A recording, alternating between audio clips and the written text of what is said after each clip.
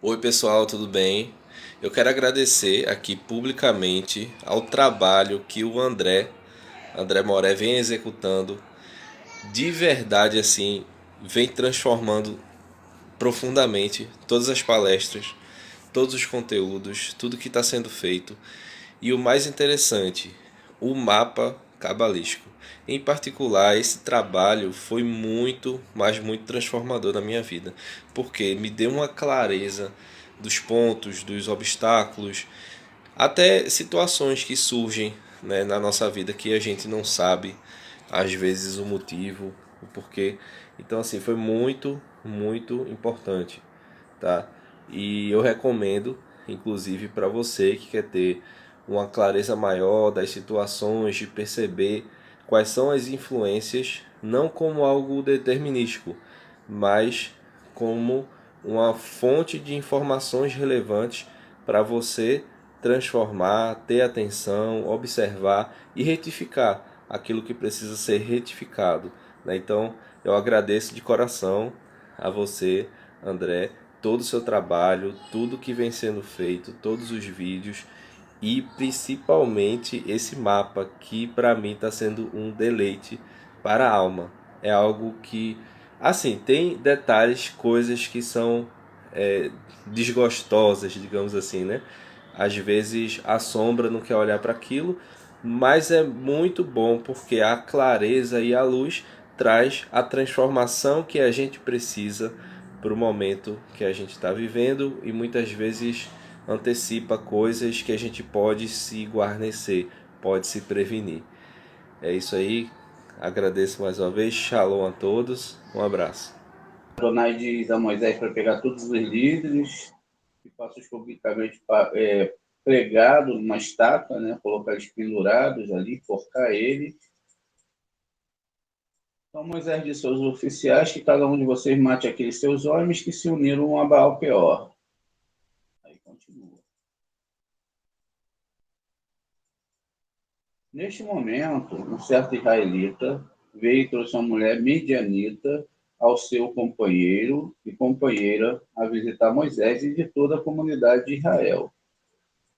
E chorava a entrada da tenda de encontro. Aí sim, agora sim, quando Finéias, tá vendo? Veirá Pinhas, Eleazar, né? Ele era filho de Eleazar, filho de Aharon, o Cohen, Racoém, tá vendo? Então, um sacerdote. E aí ele viu isso, saiu da assembleia e tomou uma lança, tá vendo aqui, ó? Vamos ver aqui a palavra aqui, ó, lança, ramar. É a partir daqui que a gente vai construir a nossa paraxá. Através da lança, ele pega uma lança na mão e o que ele vai fazer? Ele seguiu o homem israelita até a câmara e ele aqui esfaqueou, né? Ele enfiou a lança nos dois. Ele lançou os dois, o homem israelita e a mulher. Aonde que ele fez isso? Na barriga, tá vendo? A barriga é a parte central, né? Então a praga contra os israelitas foi contida. Essa é a história. E diz que quem morreu naquela praga foi 24 mil homens, né? E aí sim começa a Paraxá Pinhas. E aí diz aqui que Deus deu, né, o filho de Eleazar, filho de Araão, sacerdote, desviou a minha ira dos israelitas, exibindo entre eles a paixão por mim, para que eu não destruísse o povo israelita em minha paixão. Então, a gente vê aqui, geralmente, aí o Eterno ele fala embaixo que ele deu para ele um pacto de Shalom. Quem tem aí uma Torá escrita vai ver que aqui esse Vav é cortado no meio, né? Quem tem uma Torá aí escrita pode abrir, pode marcar aqui que está marcado no meio. Muito bem, mas o assunto de hoje não vai ser o Vav que está aí cortado no meio, para quem tem a Torá, né? A gente já falou que esse Vav superior e inferior é as duas almas dos filhos de Israel de Aharon, e eles foram sacrificados e acabaram no acampamento e se uniram a Pinhas. Só que esse ano a gente vai dar um salto ainda maior dentro dessa nossa concepção. Agora sim eu lembrei. Na semana passada a gente falou sobre realmente a Paraxá Balak e vimos que sobre a questão que era um conceito de homens que vinham para esse mundo e subiam, e que esses homens acabavam entrando nesse ciclo de ida e volta, que isso era um sistema de retificação de almas. E que essa concepção, não é, era um sistema superior. Hoje a gente vai entender através do Ramá. Está vendo aqui? Ó? Então a gente tem aqui nosso Ramá, nossa lança. Como diz, ó, a gente tem até o nosso Pinhas aqui, não está muito bem, não está muito ortodoxo, né? Ele está com a lança na mão, e essa lança ela vai ser usada. Olha como que a gente vai ter que construir a nossa paraxá e como tudo vai dar uma volta muito grande dentro de toda a história. A primeira coisa que a gente deve saber é que a Torá ela é a construção do universo. Então, ela é a construção de todas as realidades do nosso mundo, né, da nossa consciência, e que ela não poderia ser diferente, e também poderia ser diferente, né, ela não pode ser diferente dentro daquilo que ela vem trazer, que é a realidade para todos aqueles que a leem. Né, veja, o Balak e o Bilam, eles tinham uma ideia da Torá, então eles seguiam a Torá como eles entendiam. Então, no entendimento deles, era aquilo ali mesmo que eles foram fazer, e eles foram amaldiçoar Israel. Mas ali é um jogo de letras, é um jogo de pensamentos, é um jogo da Torá. O que a Torá vem falar?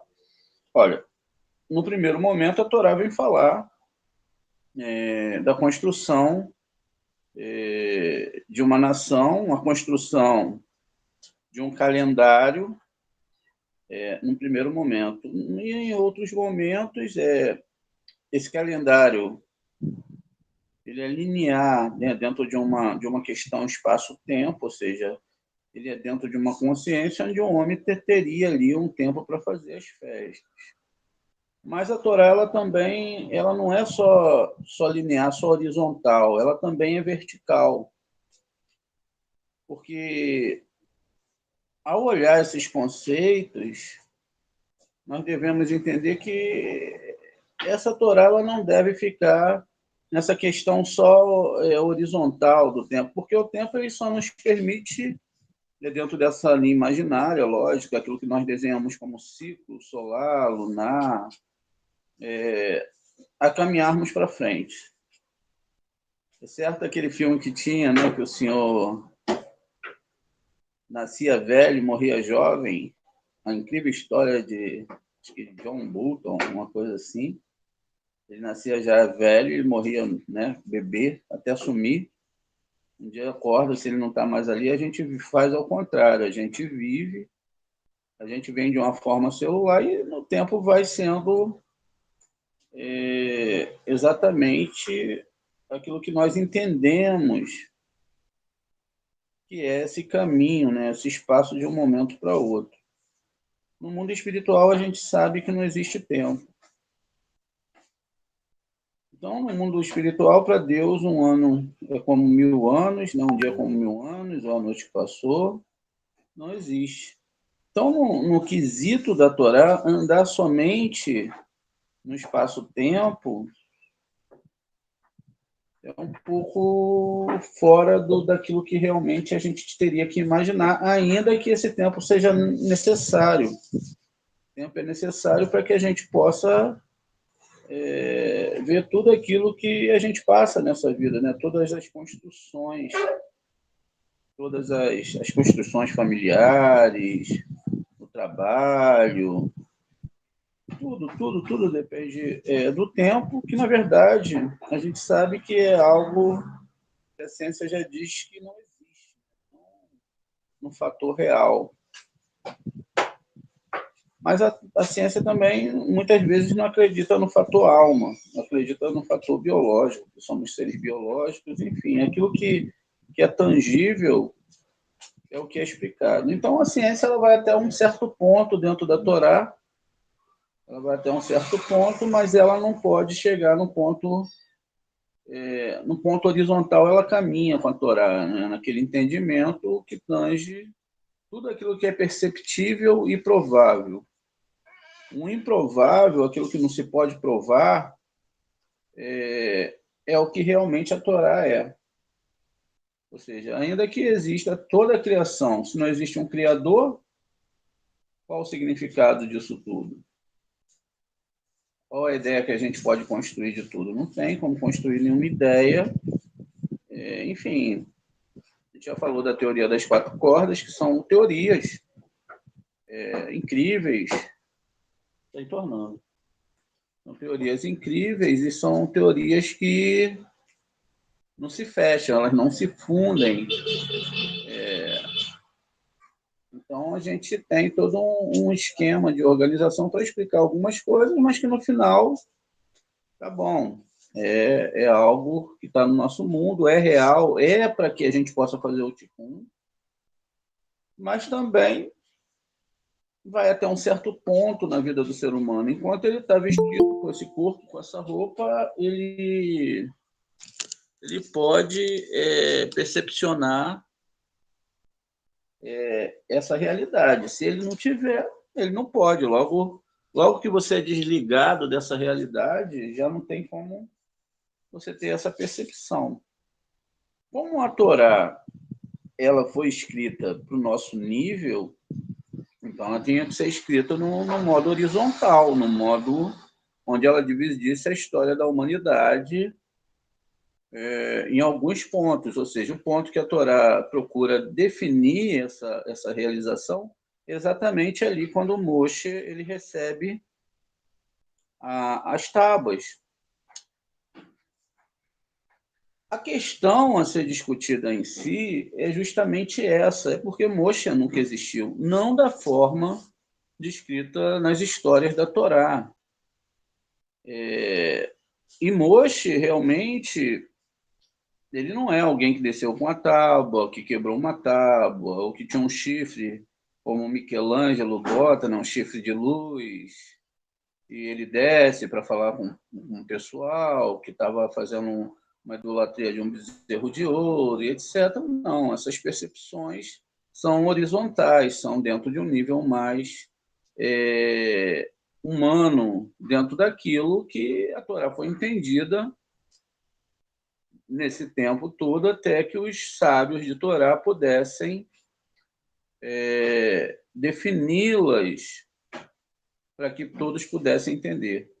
Vale salientar que os sábios da Torá, os nossos sábios, Shimon Bar Yochai, o Ari, enfim, todos aqueles que eram homens que trouxeram, né, um grande entendimento, o próprio Ramban com N, o Ramban com M, todos esses homens, eles têm o nome deles codificado dentro da Torá e tem também o que eles iam fazer. Não, nesse trabalho da Torá, não foi feito um trabalho aleatório, né? Um trabalho que foi feito em cima da Torá era somente em cima da Torá, porque a Torá, através dessa descrição mais interna, ela salvaria a humanidade. Então, não era qualquer pessoa que podia chegar e construir essa questão do Zorra, esse entendimento da Torá, não era. Era uma questão mais profunda dentro da Torá.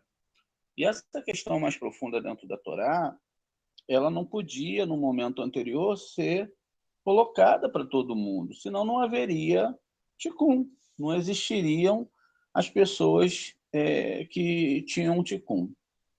Os nossos sábios desenvolvem essa escritura, essas palavras, para que no futuro pessoas pudessem acessar esses estudos e, através desses estudos, poderem ter um entendimento de que eles tinham que entender algo mais profundo dentro da Torá, ou seja, até o ano de 1995, tá, era isso mesmo, né? Era o que a humanidade precisava.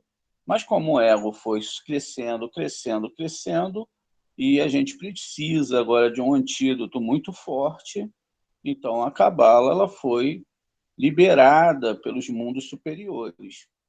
Todas as outras religiões elas vieram para controlar o ego, ou seja, foram um mecanismo para que as pessoas pudessem controlar os seus egos e que elas não avançassem muito nesse ego. Então, elas sempre foram daquelas do não desejar muito. E muito diferente do que as pessoas pensam, a Cabala quer dizer receber.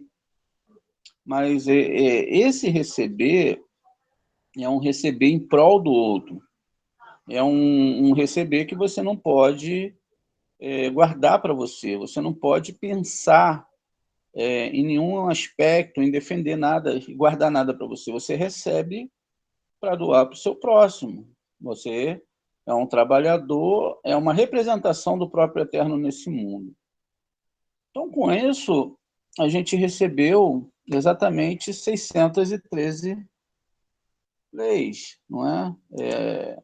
Essas leis, na verdade, elas se dividem em uma que é amar o seu próximo, mas como a si mesmo, amar Deus acima de todas as coisas, e uma muito especial, que é amar o seu próximo como a si mesmo, e 612 formas de como você deve fazer isso. Então, você tem essa questão dentro da Torá de que você tem 613 leis. Uma é amar a Deus, mas você só ama a Deus quando você ama seu próximo como a ti mesmo. Fora isso, o amor que você tem por Deus, ele é receptivo, porque ele somente traz para você a recepção somente para você, e todos os seus desejos inerentes ao Eterno são egoístas. E aqueles que nem chegam nesse ponto também são egoístas.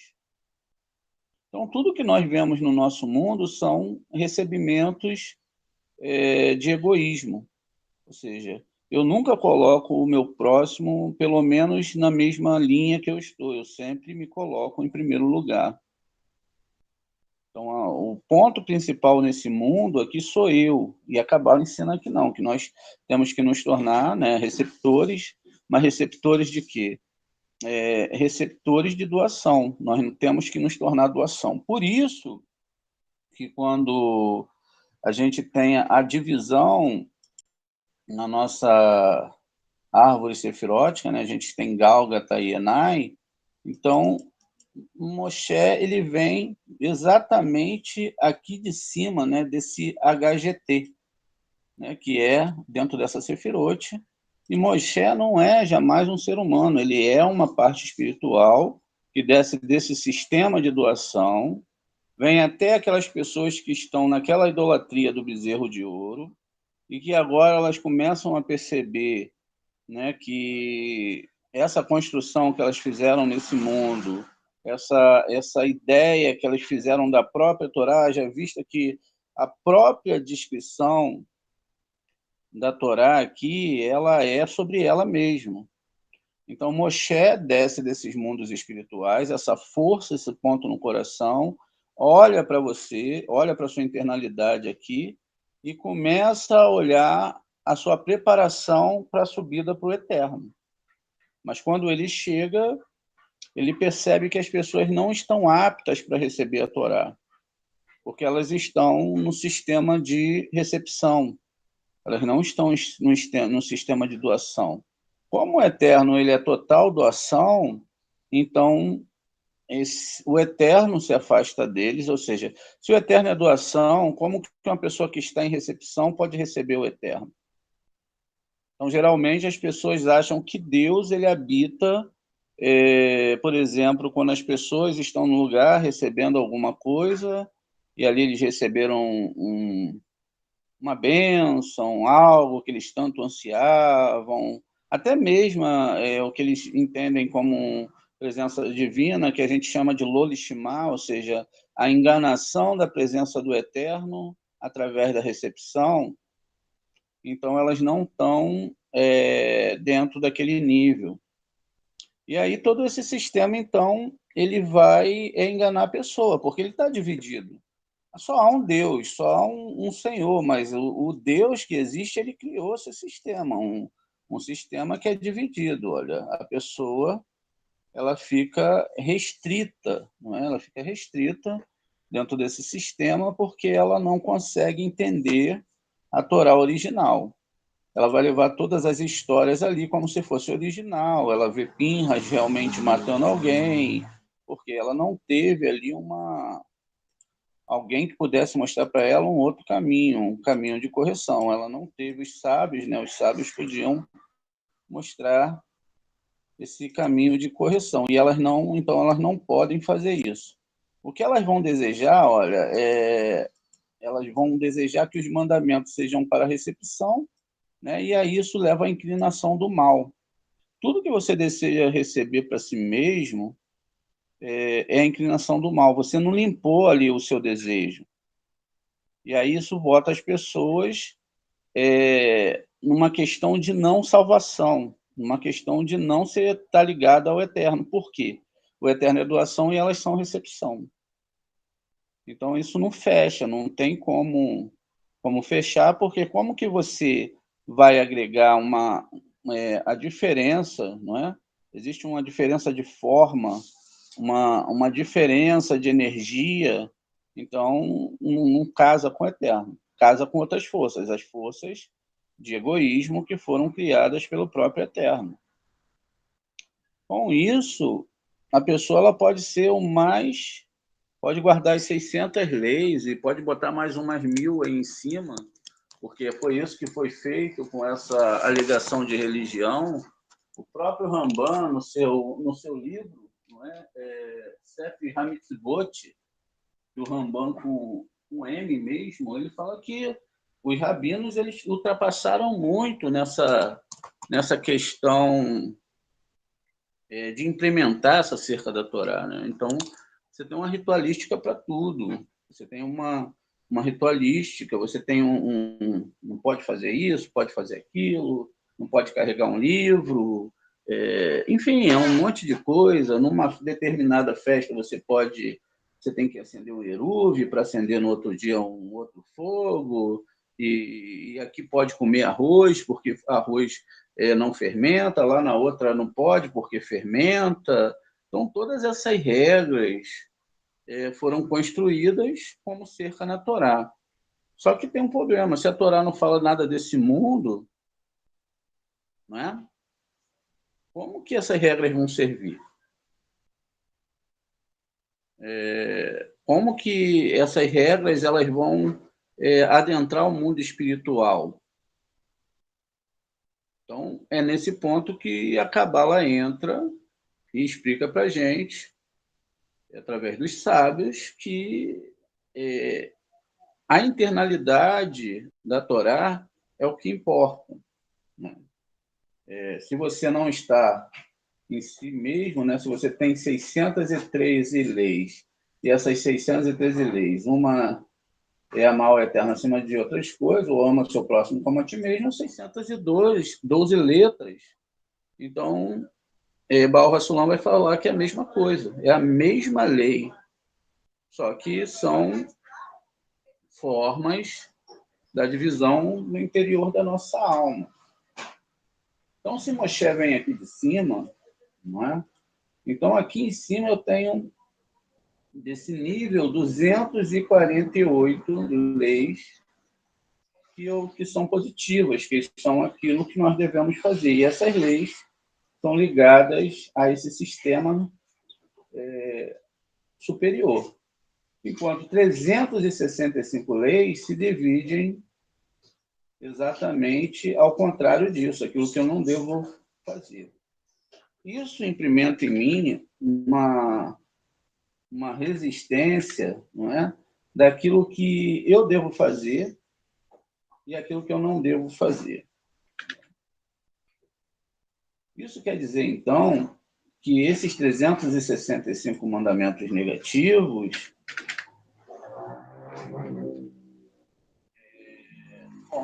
somados, com esses 248, vai construir 613 leis, como a gente disse, que são as vias de como amar o seu próximo. A gente pensa que essa questão do amor ela é simples, mas ela não é simples. Ela tem níveis, nós temos vários tipos de sentimentos dentro de nós e que muitas vezes esse sentimento nunca nos coloca ao nível do nosso próximo. Então a gente passa a julgar raça, cor, status sociais, status culturais, enfim, até mesmo como as pessoas se vestem, falam, tudo isso nós vamos julgar porque é o que a sociedade ela coloca essa implementação. A gente não entende que cada vida é uma missão. Se a pessoa está num status, se ela é uma coisa ou outra, independente do que seja, a gente taxa aquilo como um pecado e logo a gente se afasta daquela pessoa. Quer dizer, isso é uma forma de não amar o próximo. Quando a gente cria ideias, ideais, e que muitas vezes essas ideias e esses ideais não faziam parte ali da parte principal da criação da Torá. Roupas, como a pessoa se veste, como a pessoa ela gosta de expor né, nas suas vestimentas, as cores que ela gosta de vestir, enfim, nada disso tem nada conceitual dentro da Torá, já visto que a Torá ela é realmente um sistema espiritual que é espiritual, né? Não precisa falar, se é espiritual, ela não é física. Então, como a gente sabe agora que o Moshe não é um homem, mas que ele é uma força espiritual que desce desse nível, né? E aí ele vai construindo essa tela até chegar aqui, é lógico que só vai entrar em contato com o Moshe aquele que criar o seu ponto no coração.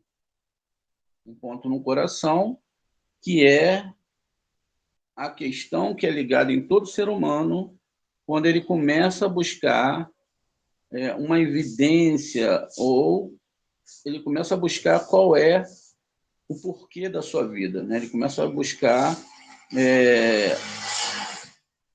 dentro do seu entendimento ali por que ele existe, o que ele está fazendo aqui. E quando ele descobre o estudo do Zohar, da Kabbalah, então ele começa a fazer uma caminhada diferente daquela que ele fez nesse mundo. Ou seja, daquela que ele fazia sempre no interesse de construir algo para si mesmo. Sempre o interesse de que ele era o centro e o ponto central de tudo. Né? O amor que ele tinha pelo próximo, ele era um amor muito, muito fora das leis da Torá. Porque a própria lei da Torá ela diz, não deseja o que é do seu próximo. Mas no nível de Kabbalah já não vai falar isso, já vai falar, olha, cuide o que é do seu próximo. Não precisa nem falar isso, né? E o que o próximo tem também, se ele for um próximo do Zohar, da Kabbalah, ele não tem preocupação em manter o que é dele longe das outras pessoas. Tudo é em prol do seu amigo. É lógico que o amigo também, entendendo isso, ele também não se permite adentrar locais que incomodaria o seu próximo. Está vendo? É uma lei, são regras que tem que corresponder um ao outro. Mas dentro disso tudo, o que vai sendo tratado é o próprio coração. Muito bem. Então, quando a gente vê uma cena como essa, que Pinhas atravessa o nosso amigo lá, Zirin, junto com a Moabita, ele atravessa eles pela... Imagina isso, que cena, hein? A gente aí num local aí, de repente acontece uma coisa dessa, aí vai um de nós lá e pega, joga uma lança. Hoje as pessoas dão tiro, né? Tem tiro, né? Vai lá e mata as pessoas, olha. Até mesmo dentro da lógica da nossa Constituição, das nossas leis, essa pessoa seria preso por duplo assassinato, né? Seria algo que realmente Ficaria algo muito estranho para essa pessoa, e ainda que ela estivesse fazendo algo divino, eu acredito que o Eterno ele não permitiria uma coisa assim. E é partindo, então, daqui que a gente começa a entender. Vamos lá. A gente tem aqui a palavra lança, né? A mesma palavra. Foi o que ele atravessou em Zine, né? Então, veja, a gente tem a palavra lança. Ziren também tem as mesmas letras, está vendo? Aqui a construção das mesmas letras, tirando o Yud, né? E o Zain, que a gente vai entender. Então, tem, ó, aqui, as duas letras são similares. E tem uma letra sobrando aqui, ó, o Reis. Veja. Já a Cosbe, que era exatamente a moça que estava se relacionando com esse rapaz, o Zine, o Zine está aqui, tá? E a Cosbe, que ela moça, ela já tem também outras letras, né? Mas ela mantém, olha, o Zain e o Yud do mesmo nome do Zine, tá vendo? Interessante. Já o Ramá, não. Vamos começar a fazer nossas gematrias para a gente entender realmente como funciona aqui. A gente sabe já que o Ureixe vale 200, então a gente já coloca aqui, ó, vamos fazer uma conta direta, o Ureixe, essa letra aqui vale 200, o MEN 40, e o Rete vale 8. Então a gente tem 248. O que nós descobrimos aqui? Nós descobrimos o quê? Vamos lá. A gente descobriu que a gente tem aqui o que é referente a 248 leis, não é? 248 leis positivas. Então, a gente começa a perceber que a Torá não está falando de uma lança, está falando de 248 leis positivas. O que é o mesmo nome do anjo Raziel, também tem Gematria 248, e o nome Avraham, não é? Não é Avram, não tinha 248, tinha 243. Quando ele recebe o rei, então ele se torna Avraham, então ele tem então 248. Esse sistema não está falando de seres humanos, ó. A gente descobriu, não é que não é por uma coincidência que está falando, olha, das leis que são ligadas a Galga Tenai, da onde também vem Moshe, que são leis positivas e são leis que estão sendo implantadas. Quer dizer, então, que a questão ali que está sendo falada agora não é que ele pegou uma ferramenta e ele enfiou numa pessoa, ele transpassou duas pessoas com essa lança. Você há de convir comigo que, se as pessoas leem esse texto literalmente, ele pode chegar a algum tipo de extremo. E, por incrível que pareça, isso acontece. Existem muitas pessoas que são extremistas e que acabam matando outras pessoas, às vezes até achando que está fazendo um papel de Deus, né? Eles acham que é muito natural, acho que eles leem a Bíblia. A gente vê, então, que a construção é muito diferente daquilo que foi implementado. Veja, a gente pode ir na Torá em várias direções. Então, a gente vai entender isso também. A gente está indo numa direção horizontal e também indo agora numa direção vertical. Talvez, espera até o final das aulas, né, que é amanhã, que a gente possa chegar num sentido mais espiritual. Porque o mundo ele só pode ter existido por causa do mundo espiritual. E como que a gente sabe isso? A gente está vendo aqui as letras envolvidas, já descobrimos que a lança aqui, ó, ela já perdeu aquela questão, como é descrita na Torá, é uma metáfora. Então, eu sei que essa lança, e aí que eu devo anotar essa linguagem dos ramos, é que essa lança não é uma arma. A gente viu nas aulas de hebraico essa semana, a gente construiu, através do alfabeto pictográfico, uma história de Elias e Eliseu. E a gente viu que eles estavam alcançando o Binah e Rohimá.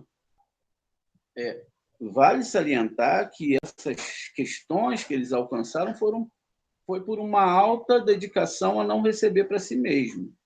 Eles só alcançaram esse nível porque eles não desejavam mais receber para si mesmo, a ponto que Elias ele foi levado e se tornou, né, o anjo que nós conhecemos hoje como Sandafon.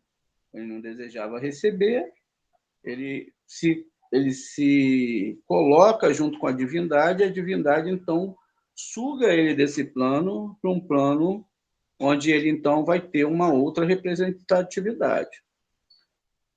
Na Torá, quando você se torna cabalista, você olha para as pessoas, você ama todo mundo, mas você sabe que todo mundo está morto, né? Todo mundo são defuntos ambulantes. Por quê? Eles não despertaram dentro deles essa força de doação. Então, eles são pessoas que estão andando por aí e que estão simplesmente vivendo. Eles não se ligaram à força superior. Se eles não se ligarem à força superior, aquele pedaço de alma que estava acima de Nefesh, que está em Ruir, Neshama, não vão se ligar a essa pessoa. Porque ela está no status de recepção. Como eu disse para vocês, ela pode ser uma pessoa muito religiosa, ela pode ser muito qualquer coisa, mas ela não está nessa recepção. Então, é por isso que a Torá fala que essas pessoas não estão vivas. Elas estão pensando em todo momento em tirar lucro do seu próximo. Até mesmo quando elas amam, elas querem tirar lucro do seu próximo.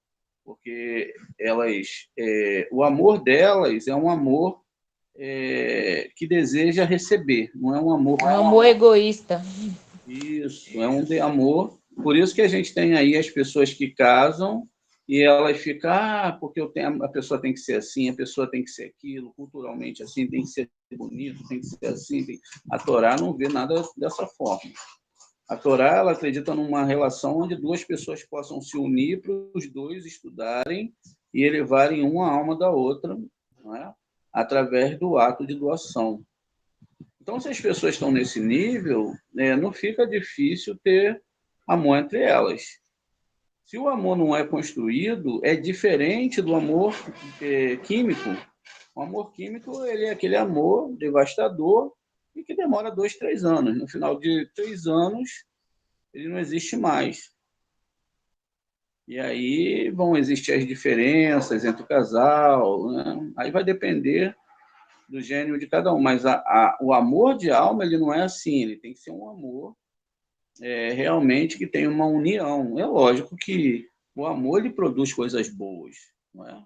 O carinho, atenção, cuidado, todos os aspectos. A outra, e é uma responsabilidade do cônjuge cabalista, ele fazer o seu outro cônjuge se sentir assim. Isso é, se ele não incomoda o outro. Agora, se ele vê se vai incomodar, então ele vai agir da forma que o outro gosta de ser tratado. Está entendendo? Então, é assim que funciona. O seu amor, ele não pode estar condicionado ao que a pessoa te oferece. A gente está falando de cônjuge, mas vamos falar de amigos, falar de pessoas. Não pode.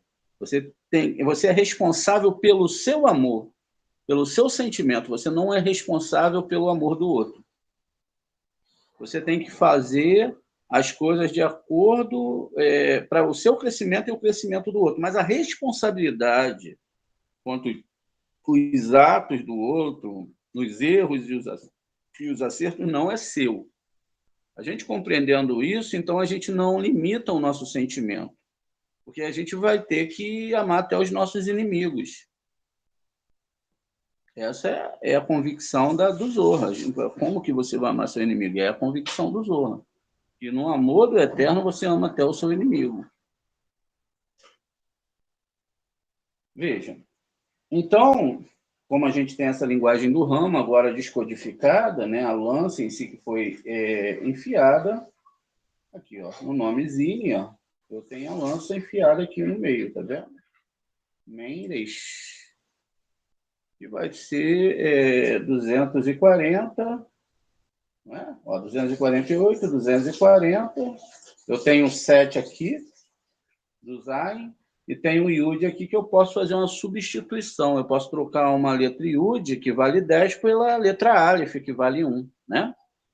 E aí, então, eu tenho, ao invés de ter 250 aqui, ó, não, 257, eu tenho, então, fazendo essa substituição, 248.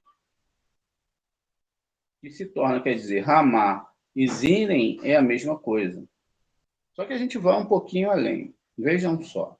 Então, a gente vai construindo a história. Olha, a gente tem o Zinem aqui, o Zayn, Men, Resh, Yud, que a gente pode substituir através de uma gematria, né? A gente troca as letras que tem, são similares, ou seja, um, eu posso trocar pelo Kuf, que é 100, posso trocar pelo Yud, que é 10, o Men, eu posso trocar pelo 40, eu posso trocar pelo Dalet, que é 4, posso trocar pelo Tav, que é 400, o Reish, eu posso trocar pelo Beit, que é 2, ou pelo Kaf, que é 20.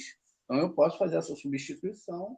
Então, veja, quando eu faço essa substituição aqui no Ziren, então eu tenho aqui 248. Não é? Veja, nesse caso, a lança aqui se torna a letra Zayn, que pode ser aquele instrumento que a gente usa, a gente viu na aula, para garimpar, né, a terra, mas também é uma arma que você segura ela aqui no punho, ela segura ela na mão, e uma parte dela fica aqui no seu antebraço. E aí você luta com ela com seu antebraço, né? Acho que no final ela tem uma lâmina. Então a arma está aqui. Já a Cosbe, ela já vai ter letras diferentes. Ela tem o Zayn, mas ela vai ter o Kaf e vai ter o Beit. O Kaf não é? Ele é o 20, ó. Esse Kaf é o 20. Então ele pode ser trocado pelo Reish. Assim como o Beit, né, pode ser trocado pelo Reish. Ou eu posso ir um pouquinho mais além e posso ver que aqui eu tenho 20, não é? Do Kaf, mais 2 do Beit, e aí eu tenho 22. Tenho 22 letras, pegando essas letras pretas do nome aqui, e aí eu tenho o Zayn e tenho o Yud, que também fazem composição dentro desse nome. Muito bem, vamos devagarzinho para a gente entender. Agora eu tenho o nome Pinhas. O nome Pinhas ele é formado de um Pei, tá vendo?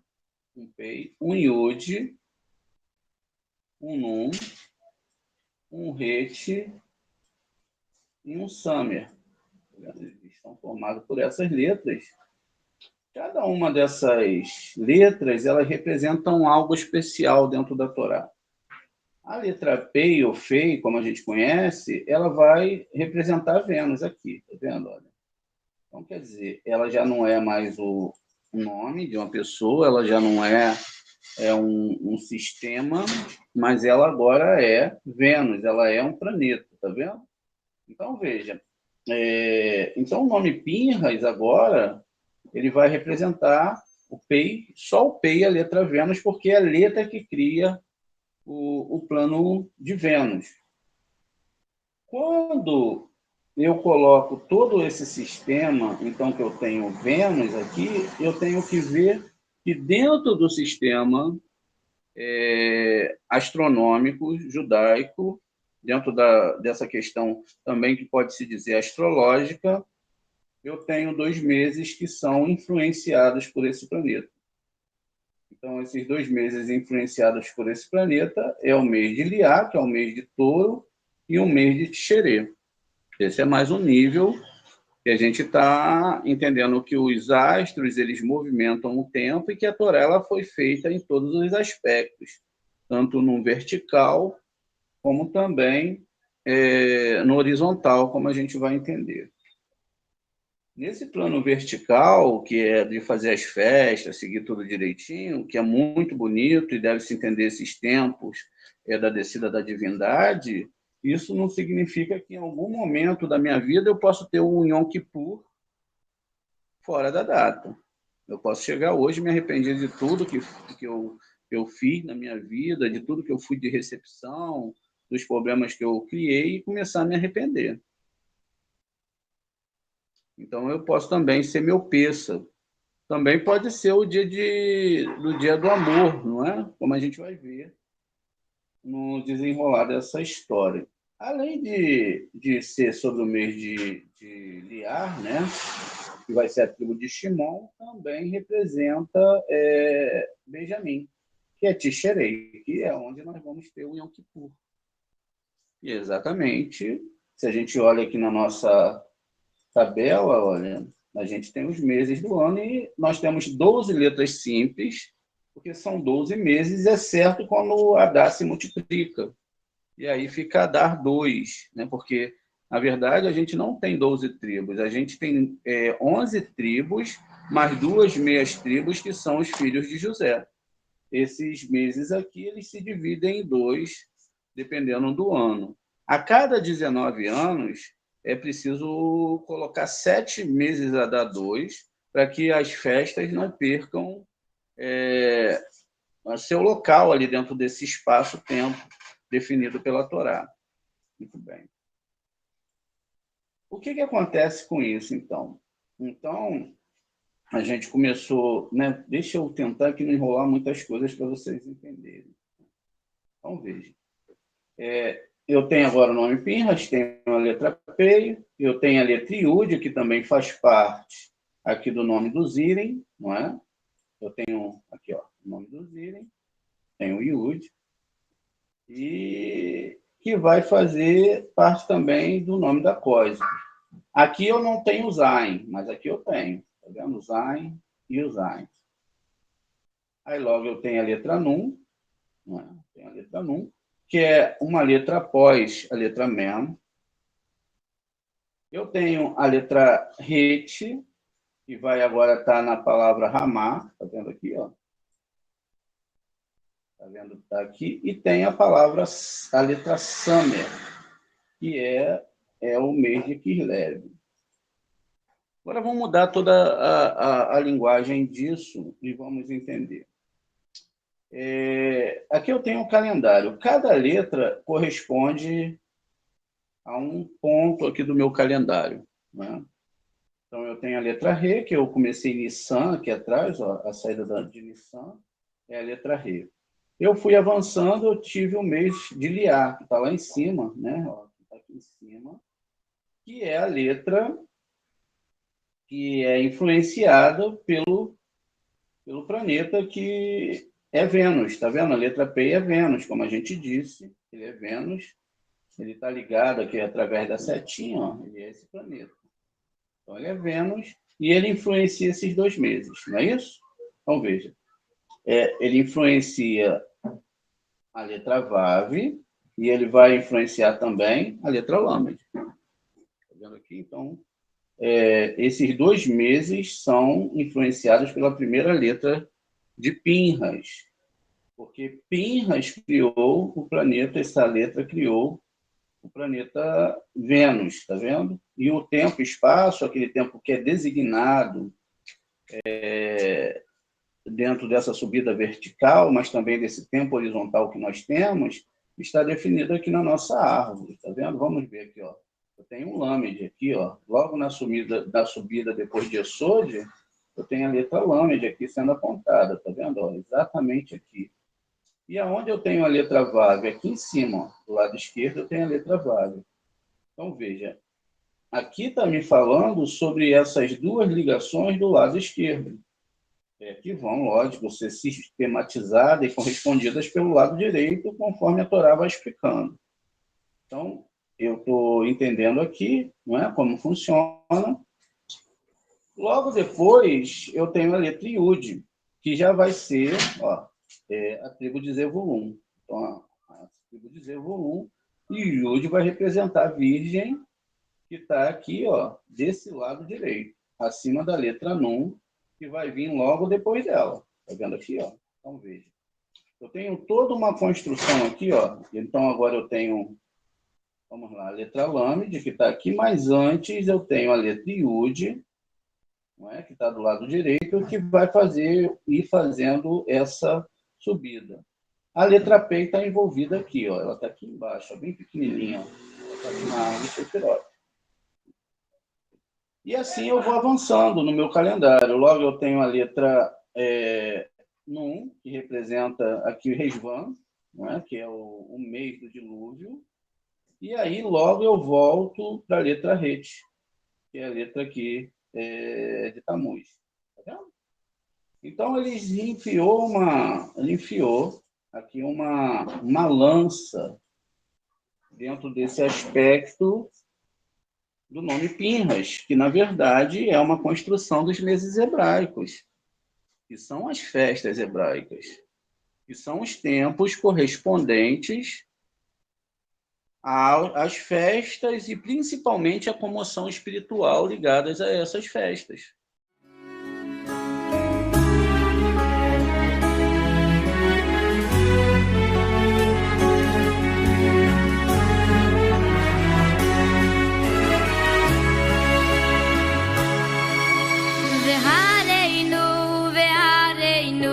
Baby